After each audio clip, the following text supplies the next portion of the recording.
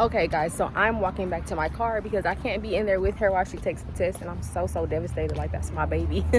I don't like my baby to be nowhere without me, but she is a big girl. I gotta let her, give her wings and let her fly, let her do her own thing. I'm walking back to my car so we could just sit in the car, but I might pull around a little closer. They were telling me I can go that way and come around, so I might do that. But anyways, y'all, life updates. This is a far ass walk and I am so out of shape with this big old baby on my head. But life updates, y'all. Like, life has been lifing ever since this little one's birthday. I have not posted that vlog, but I am gonna get that up for you soon. I did just upload the little when I went shopping for all her gifts. I know y'all probably like, this girl ain't been on here in forever, that she want to give us a little sprinkle. I'm gonna give it to y'all. I got like 3-4 videos that need to be edited and uploaded. I've just been working like crazy. My baby dad was at the house for the birthday with his daughter, and I wound up taking her hair out, doing a whole bunch of stuff. This one got sick after her birthday, so it was a lot. Hold on, let me get into the car.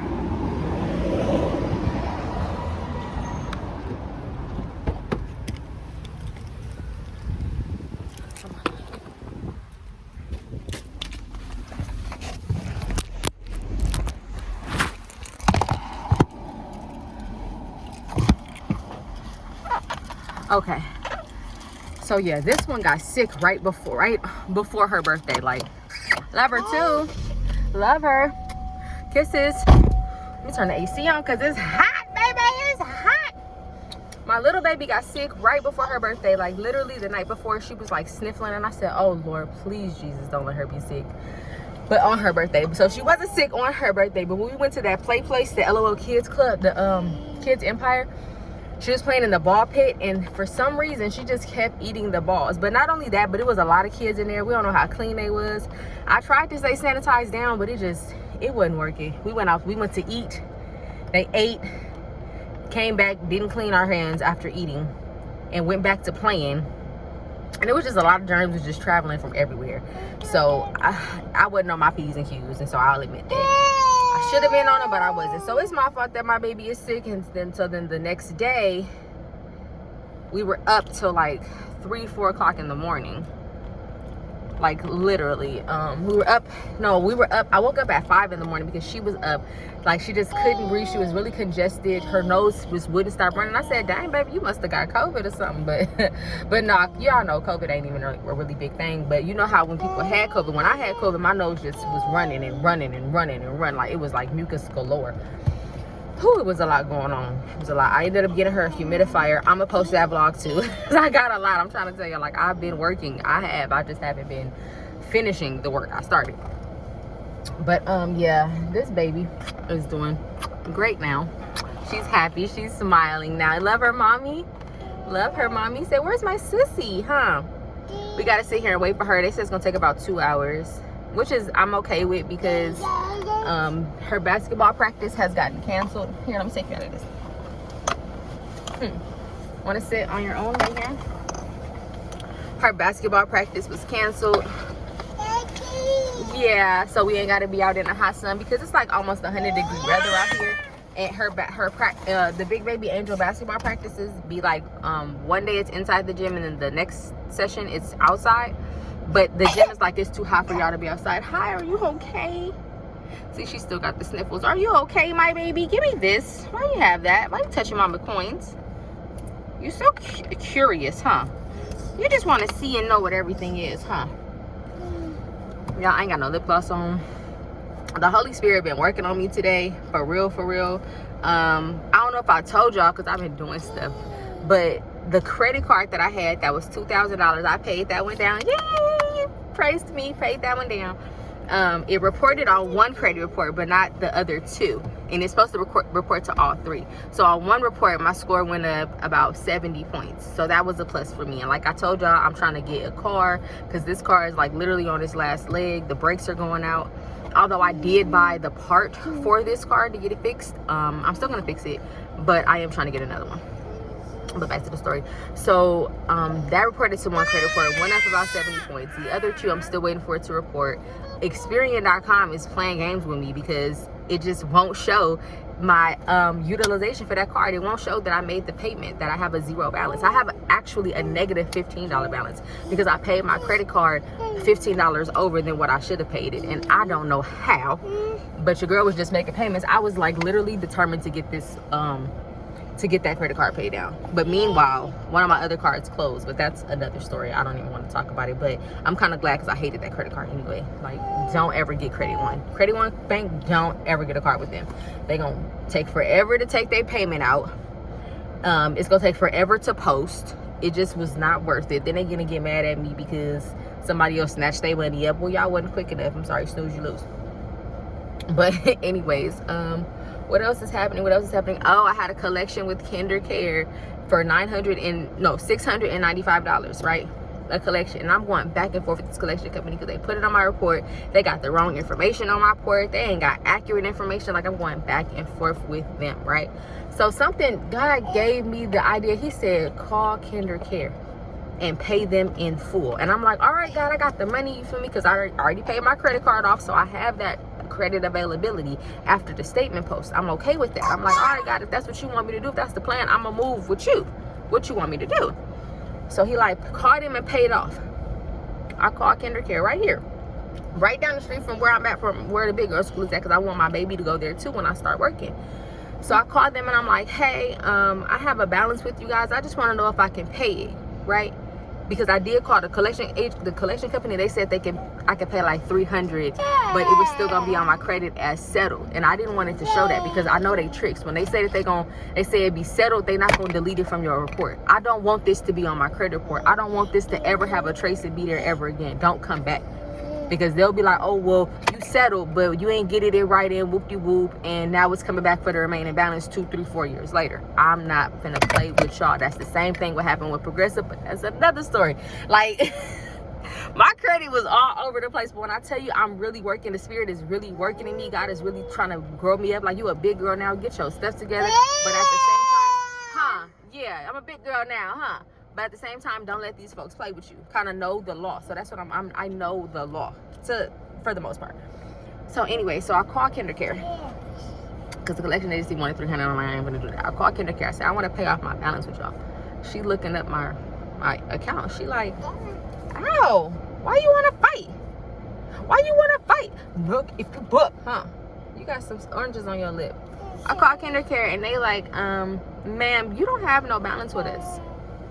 What do you mean I don't have no balance with y'all? And mind you, I should have called them first, because when the whole collection came about, like in 2019, they were telling me they had somebody else's email address and everything on my account. Still again today, when I called the lady, she's like, that's not your correct email address. It don't even look like an actual email address. It looks like somebody altered this system, but you don't have a balance with us. She's like, how did you pay? I said, well, a subsidy pay. You know, the county will pay for your child care while you're in school or while you're working. And at this time I was young. It was 2019.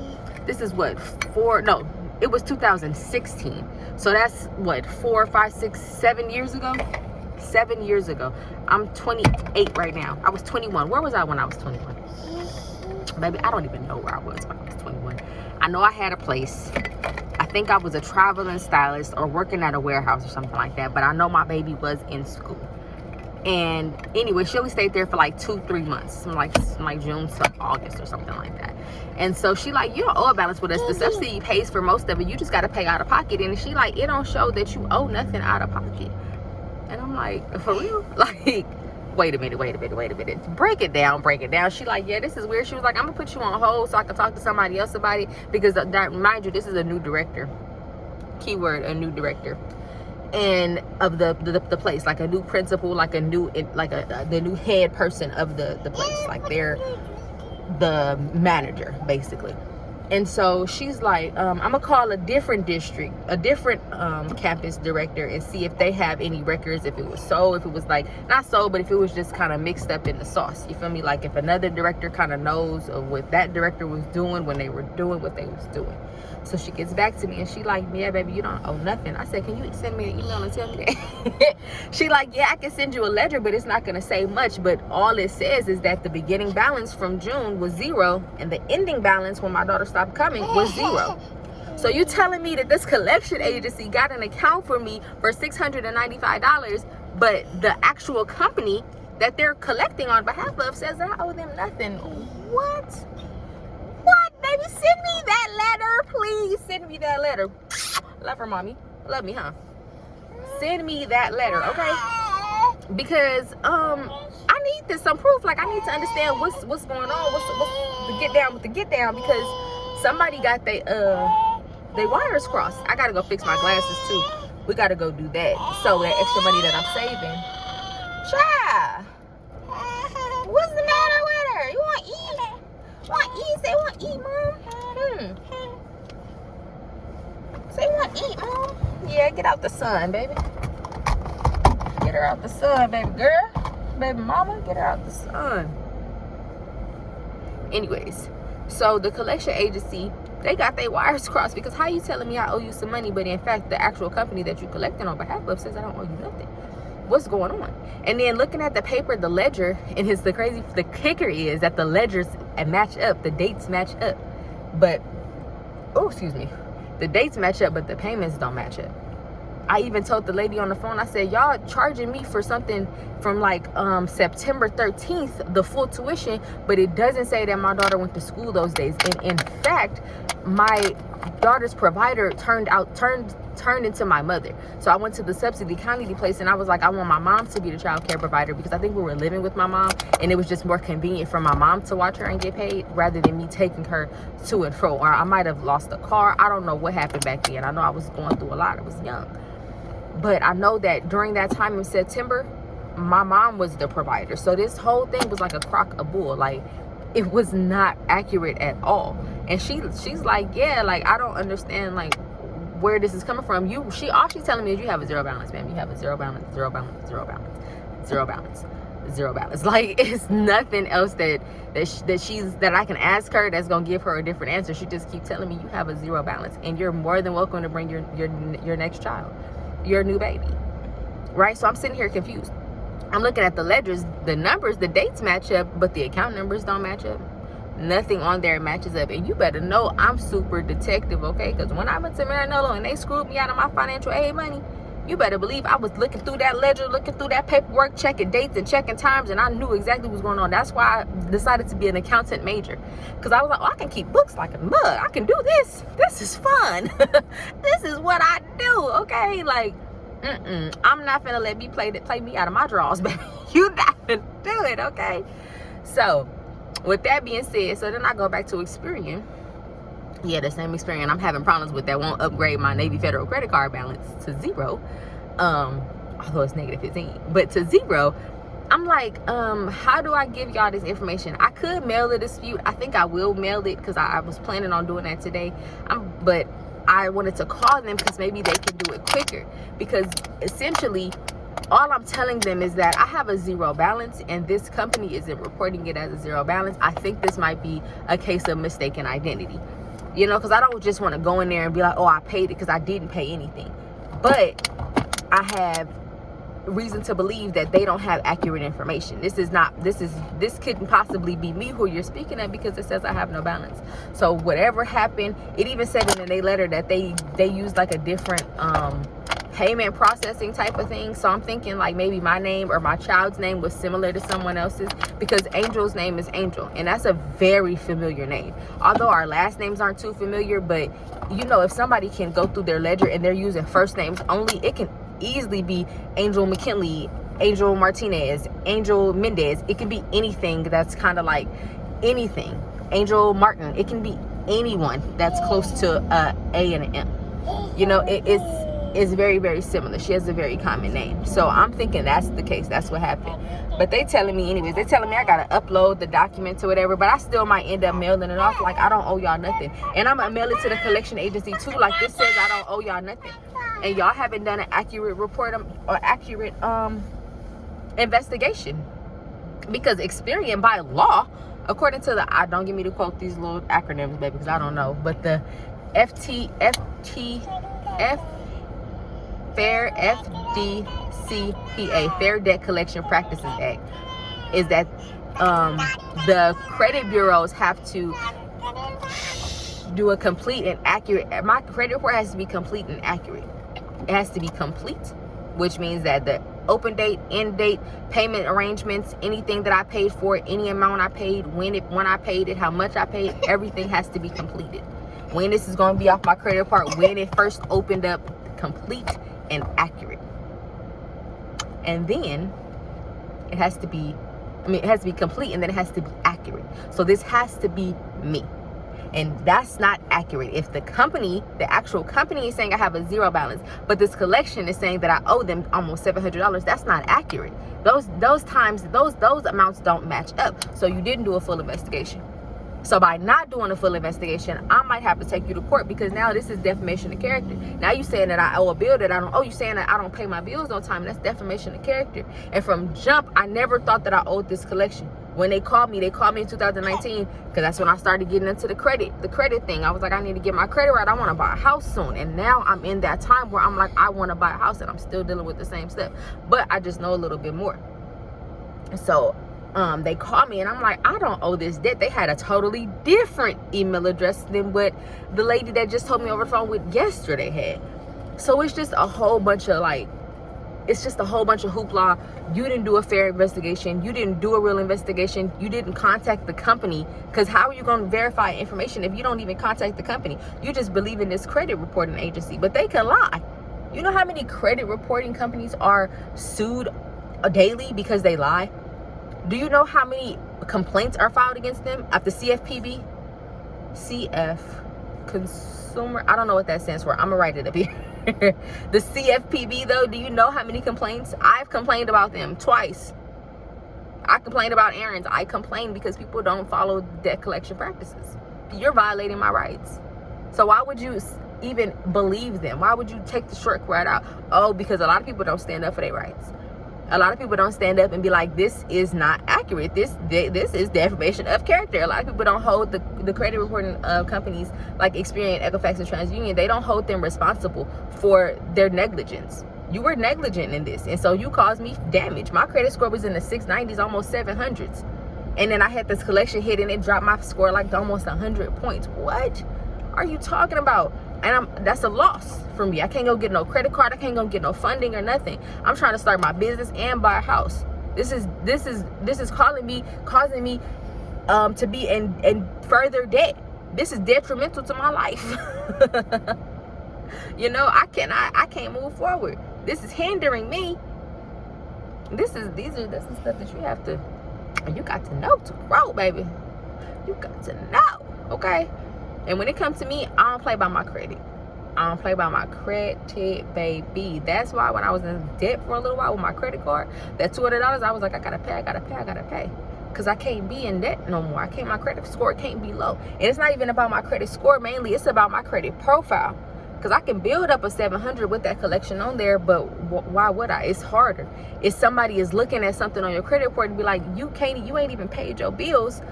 In 2019, barely 4 years ago, you wasn't even paying your bills. That's a big deal. If this is the only collection I have on my report, I don't have no other collection. I pay all my bills on time. But not only that, they looking at your report as, okay, well, you got a collection here for 4 years ago. You got a $2,000 credit card that you maxed out and can't keep a low balance on. You got 2 other credit cards. That's only $300. So you got a high balance on them, but granted they only $300. That's nothing to take away, but that's your profile. It's looking like you not responsible with money. But that's not me. That's defamation of character. I paid off my credit card. That's $2,000. You won't get me, baby, and I'm gonna keep paying it down to a zero balance, period. And I don't have no collection because I do pay my bills. So when you go to like buy a house, it's not all about like your credit score. No, your consumer report is what people look at. Why you think it takes so long for them to do underwriting? Because they looking at what you have paid, what you haven't paid in the last couple of years. They want to see how much is it. They want to see your income. They want to say, well, if you making shit $2,000 to $5,000 a month, but you ain't paid your bills, why is that? Because you're not responsible with your money. You have enough money. You have. That's why when they go buy a house, they'll give you like I forgot what it's called because I haven't really got that far. But it's like your rent can only be so much compared to your income, because they want to make sure that you have money left over to pay your bills. But if you somebody that has enough money left over to pay your bills and you still not paying your bills, oh, we can't approve you for this house because your track record is messed up. Because your track record is that you don't pay your bills having the money or not. You're frivolous with your money. You don't care. You rather go out to trips and go buying crab legs and shrimp and lobster and Gucci and Louis rather than paying your bills. That's what a lot of people don't understand. Is that life is not all shit and giggles. Excuse my language. I'm on this church ground. Lord have mercy. Oh, Lord have mercy. Oh, God, please save me, Lord Jesus, from my sins, Lord. But the point still remains, like, life is not all like sparkles and butterflies. It's not. Like, you have responsibilities, and if you don't take care of the responsibilities as an adult, you will surely drown in this world. Surely. Like, and I don't understand. Like, I'm not trying to be one of them people. I can't be somebody that's still living with my mama and I'm 30 years old with 2 kids. I can't do it. I'm already 2 kids by myself because my baby daddy is a different story, okay? But we gonna work on him and we gonna fix it. We gonna get married one day. I promise. He gonna fight his demons. But I just can't be out here lost in this world. I have big dreams and big aspirations. I'm trying to own a business, trying to become a business owner.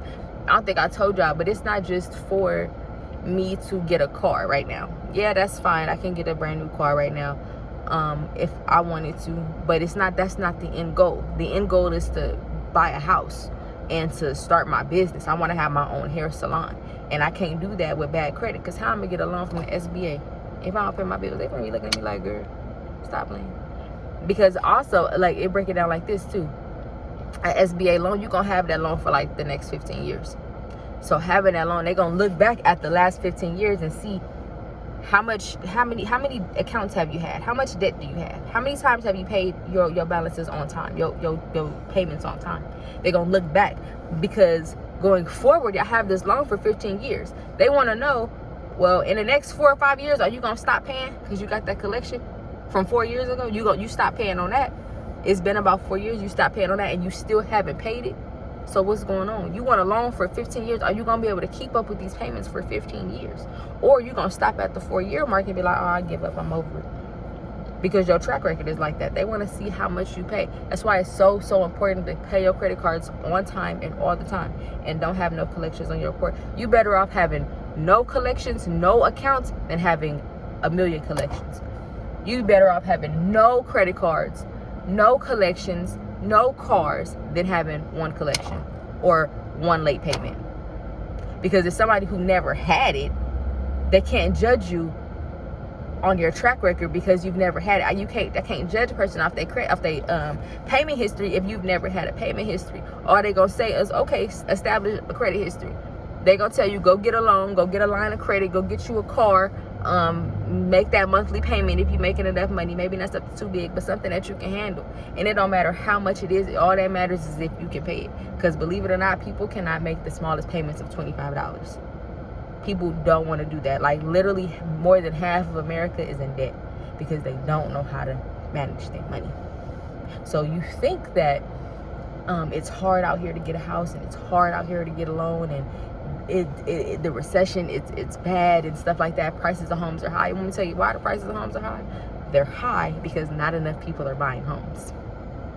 They're high because they got to make their money somehow. So we're going to tax the one person that makes a whole lot of money and that pays their credit cards on time. We're going to tax them a whole lot because at least we can get them in the door. We can get their money. You understand? Rather than it just being no one is able to get homes. No one is either on this side, they tax the people who can get homes so that they can make their money, and on the other side, it's a whole bunch of people that cannot qualify for homes, so ain't no homes being sold because people don't pay their bills. So what they got to do, they got to get their money from somewhere.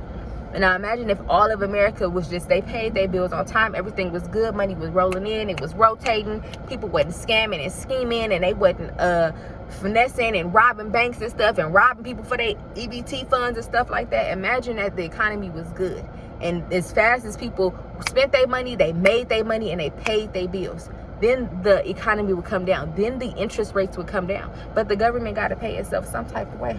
But y'all ain't ready for this. Y'all ain't ready for this stuff. I am such a money fanatic. Like, I need to be like a financial advisor, but probably not, because I don't want to tell people what to do with their money. I probably should start a credit repair class or something like that. Y'all comment down below if y'all want me to do like a one-on-one credit repair or a group session where we just breaking down credit, breaking down how many points are in a how many points you get for, let's say, utilization, how many points that makes up 165 points, that's 30% of your credit. Like, you want me to break down the numbers and how you can fix your credit and what you need to do, then let me know. Like, because I can guide you in the right direction. I can tell you what I would do and what I think the best outcome would be. I ain't gonna tell you to sue nobody. I ain't gonna tell you to do none of that. I can't give you no type of advice like that, but I can give you advice on what I would do. And sometimes it just comes down to paying your debt. Because like I said, when I got on the phone, God had already warned me. He said, baby, you're going to have to just pay it. You're going to have to just pay the $695. And I was absolutely okay with that. You know how many collection companies I paid? Not companies, but you know how many collections I paid? I paid off my AT&T bill. It was like $140. And I didn't pay the collection. I paid actual, no, it's T-Mobile. I actually called T-Mobile. I paid T-Mobile, and I was like, I have a bill with y'all that I need to pay. When I tell you that man was over the phone, he had a brain over here on this side. His mind was like, you finna pay it. He was like, I can't even find your account. Like, you got the phone number? I'm like, yeah. He like, oh, that phone number was assigned to somebody else. Like, you know, trying to insinuate like it's not your debt. Like, don't pay for this. And I'm like, nah, like, find it for me. Like, here's my name, whoop-de-whoop, address, whoop-de-whoop, pay, find this for me. Because I need this off my credit. A lot of people will just sit and let stuff sit on their credit for 7 years and then fall off. Because they ain't got nothing to do with this 7 years, baby. I got stuff to do. You understand me? Credit is king. Paying your credit on time is king. Knowing your state